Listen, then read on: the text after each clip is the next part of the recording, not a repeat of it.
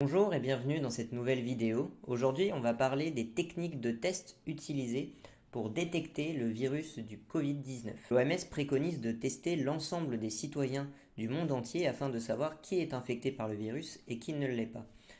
Malheureusement, il n'y a pas assez de tests possibles, les tests sont trop longs et il est donc nécessaire de trouver des solutions alternatives de tests. On va les voir ensemble. D'abord, comment marche le test actuel? Le test actuel utilise la méthode RT-PCR, ou réaction de polymérisation en chaîne par transcription inverse. L'idée, c'est de prendre de l'ARN de virus. L'ARN, c'est du matériel génétique du virus qui se déplace entre les cellules et de le récupérer dans le nez ou dans la gorge à l'aide d'un stylet qui ressemble à un très gros coton-tige que vous pouvez voir dans cette photo. Le test fait souvent mal aux personnes qui sont testées car il faut aller chercher l'ARN le plus loin possible dans le nez et le plus loin possible dans la gorge. Quelle est cette méthode? La méthode RT-PCR, elle est composée de 3 phases. La première phase, c'est celle de dénaturation. On va chauffer l'ARN du virus, ce qui va le rendre un peu plus plastique et ça va lancer ce que l'on appelle des primers. Primers, ce sont des primers, c'est-à-dire des acides aminés qui vont ensuite pouvoir être transcrits. La deuxième phase, c'est donc celle de transcription ou celle d'hybridation qui permet en fait de recréer de l'ADN à partir de l'ARN. L'ARN, ce qui est intéressant avec l'ARN, c'est qu'il peut se déplacer entre les cellules. Ça ne nous intéresse pas, nous, dans cette méthode. Ce qui nous intéresse, c'est d'avoir du matériel génétique qui est stable. Ce matériel génétique stable, c'est de l'ADN. L'ADN, donc, va être reproduit en laboratoire à partir de l'ARN. Et la troisième phase, c'est celle d'amplification. La phase d'amplification permet à partir d'une molécule d'ARN de créer des dizaines et des dizaines et des dizaines de molécules d'ADN. Et ça permet de savoir beaucoup plus facilement s'il y a présence ou non du virus dans la fiole que l'on a utilisée. Le fait qu'il y ait autant de molécules d'ADN fait qu'il y a très peu de faux négatifs. S'il y a de l'ARN sur le coton-tige, il y aura forcément à la fin de l'ADN dans la fiole. Une fois amplifiée, l'ADN va prendre une figure caractéristique du virus auquel elle correspond. Pour le SRAS-CoV-2, la figure ressemble à celle-ci.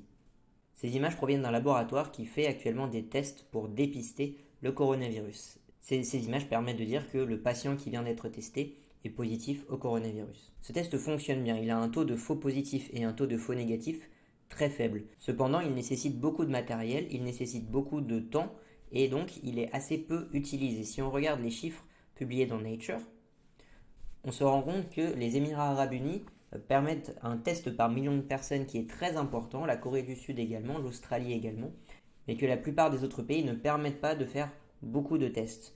En particulier les États-Unis, qui sont ciblés par le journal Nature comme étant un pays à très fort risque parce qu'il ne dispose que de très peu de laboratoires permettant de faire ces tests. Mais la méthode RT-PCR, elle a un certain nombre de points négatifs. Le premier point, c'est le temps. Il faut prélever l'ARN, il faut l'envoyer au laboratoire, il faut que le laboratoire le transforme en ADN et l'amplifie. Il faut ensuite qu'il détecte le virus. Et enfin, il faut communiquer le résultat au patient. Au total, il faut entre 24 et 48 heures entre le prélèvement de l'échantillon et le retour vers le patient. Le deuxième problème, c'est qu'il est très fastidieux. Pour un même échantillon, il faut que le biologiste qui s'en occupe passe plus de 5 heures à le cultiver pour pouvoir passer de l'ARN à l'ADN qui est amplifié. Ça demande donc au biologiste d'être présent un temps très important pour un seul patient. Évidemment, il en fait plusieurs à la fois, mais ça limite énormément le processus. Le processus aujourd'hui n'est pas industrialisé. Et le troisième point négatif, c'est que c'est une méthode qui est dangereuse pour le biologiste qui est en contact presque direct avec le virus. Il arrive donc assez souvent que des biologistes soient contaminés par le virus. Cette vidéo a été fournie par Biohospitalix, qui est un biologiste qui est très présent sur Twitter et qui m'a beaucoup aidé pour récolter les données qui m'ont permis de faire cette vidéo et qui m'a également fourni la vidéo que vous êtes en train de voir. Est-ce qu'il existe d'autres techniques, des techniques plus efficaces, des techniques plus intéressantes et moins chères? Une autre technique qui est utilisée, c'est la technique du test sérologique. Sérologique, c'est le test du sérum, c'est-à-dire le liquide dans lequel est contenu le sang. On pourrait, pour les patients malades, dépister tout simplement les anticorps qui sont présents dans leur sang. Il y a deux problèmes à ça. Le problème, c'est qu'il y a un seuil de détectabilité. Ce seuil, il va falloir le fixer. Et ensuite, par rapport à ce seuil de détectabilité, en fonction du temps, on va avoir un taux d'anticorps qui va augmenter, puis diminuer. Mais le problème, c'est qu'il va y avoir une fenêtre de temps durant laquelle le malade va être vraiment malade, va développer les symptômes, va même peut-être développer une maladie qui va être dangereuse pour lui. Cette période ici, dans laquelle le taux d'anticorps n'aura pas dépassé le seuil de détectabilité. Et dans ce cas-là, on aura un malade qui sera négatif au test. Il va falloir attendre que le taux d'anticorps dépasse ce seuil de détectabilité pour pouvoir avoir un test qui soit positif. Pour augmenter la sensibilité à ce test, on peut tout simplement diminuer le seuil de détectabilité qui permettra de dépister les malades plus rapidement, mais qui amènera aussi un taux plus important de faux positifs. On détectera des personnes qui ne sont pas malades. L'autre possibilité, c'est de tester les patients plus tard que d'habitude. Mais évidemment, dans ce cas-là, il y a le problème de ne pas pouvoir détecter des patients qui pourraient être en contact avec d'autres patients avec ce type de test. Donc le test sérologique, c'est un test qui est facile à faire, qui est très souvent fait. Il y a énormément de tests qui sont basés sur les tests sérologiques, par exemple les tests de grossesse. Mais ils ont la plupart du temps un taux de faux positifs très important. On détecte la personne comme étant malade, alors qu'en réalité, elle ne l'est pas.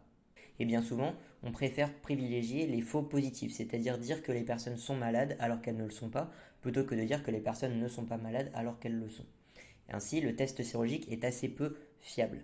Un autre type de test qui peut être utilisé, c'est le test avec la méthode CRISPR. Un autre type de test qui peut être utilisé, c'est le test avec la méthode CRISPR. C'est le cas par exemple du test Sherlock.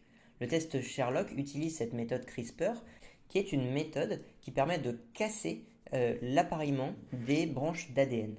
Donc on n'est plus sur de l'utilisation de l'ARN, mais sur l'utilisation directement de l'ADN. La technique CRISPR-Cas9 permet de couper de manière très spécifique un gène, et donc on va récupérer l'amorce du gène qui sera toujours la même selon le virus, et qui permettra ensuite de détecter si cette amorce, si ce début de codage génétique est présent ou non sur le prélèvement que l'on a utilisé.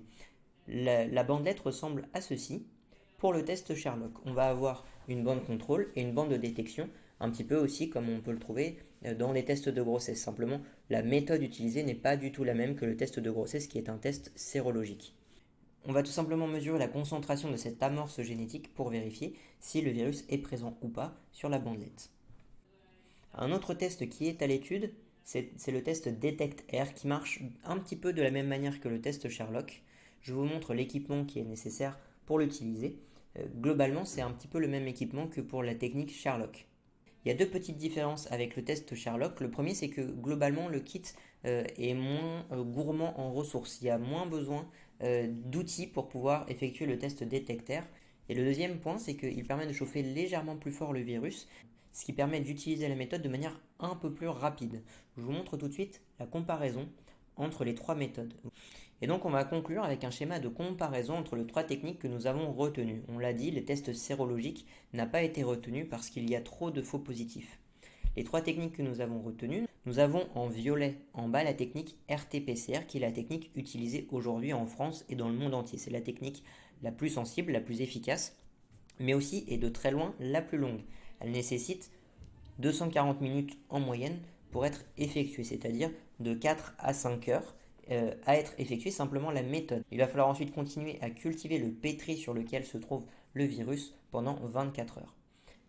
La technique DETECT-R et la technique Sherlock, qui sont les deux techniques utilisant le CRISPR-Cas9, beaucoup plus courtes à utiliser. La technique Sherlock nécessite 60 minutes, tandis que la technique DETECT-R nécessite 30 à 35 minutes. Ces deux techniques, DETECT-R et Sherlock, il y a des laboratoires qui ont fabriqué des kits et qu'ils ont ensuite distribués à d'autres laboratoires pour faire des tests, des études cliniques.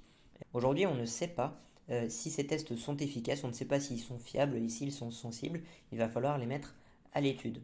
Le problème, c'est qu'on a besoin dès aujourd'hui d'une technique simple, d'une technique fiable, d'une technique efficace et rapide.